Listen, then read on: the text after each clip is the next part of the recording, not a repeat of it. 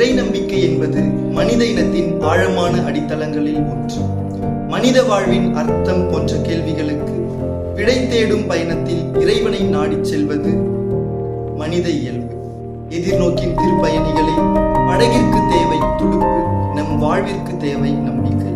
ஆம், என் அன்பிற்கினியவர்களே, இன்றைய நற்செய்தி வாசகம் நாம் நம்பிக்கை கொண்டால் அதன் கனியை நிறைவாக பெற முடியும் என்பதை எடுத்துரைக்கின்றது. 12 ஆண்டுகளாக இரத்தப்போக்கினால் அவதியுற்ற பெண்மணி நற்சுகம் பெற்றார்.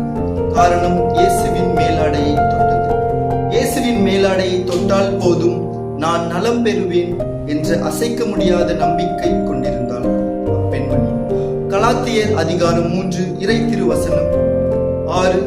ஆபிரகாமை பாருங்கள், அவர் கடவுள் மீது நம்பிக்கை கொண்டார்.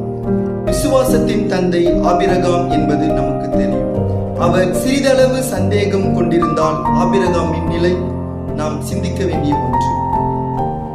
தொழுகை கூட தலைவர் மகளும் இறந்து விட்டாள். ஆயினும் இயேசு கை வைத்தால் உயிர் பெற்று விடுவாளோ என்று சிந்திக்காமல் உயிர் பெற்று விடுவாள் என்று உறுதியாக நம்பினார்.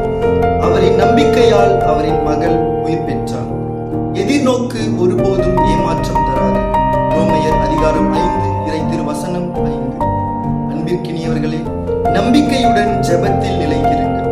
நீரிலே பூத்தாலும் பூக்களின் வாசங்கள் தண்ணியிடம் சேர்வதில்லை. அதுபோல நாம் தினமும் திருப்பலியில் பங்கெடுத்தாலும் இறை நம்பிக்கை நம்மில் வேரூன்றாமல் இருக்கின்றது என்பதை உணர்ந்து நம்பிக்கையினால் நமக்கு தேவையானவற்றை இறைவனிடம் பெற்றுக்கொள்வோம்.